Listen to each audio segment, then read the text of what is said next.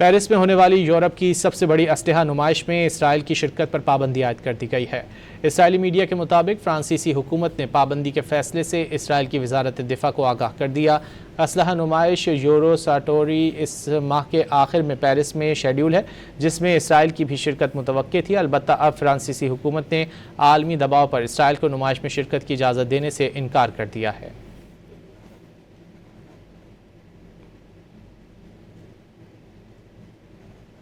Paris में होने वाली यूरोप की सबसे बड़ी असलहा नुमाइश में इसराइल की शिरकत पर पाबंदी आयद कर दी गई है। इसराइली मीडिया के मुताबिक फ्रांसीसी हुकूमत ने पाबंदी के फैसले से इसराइल की वजारत दिफा को आगाह कर दिया।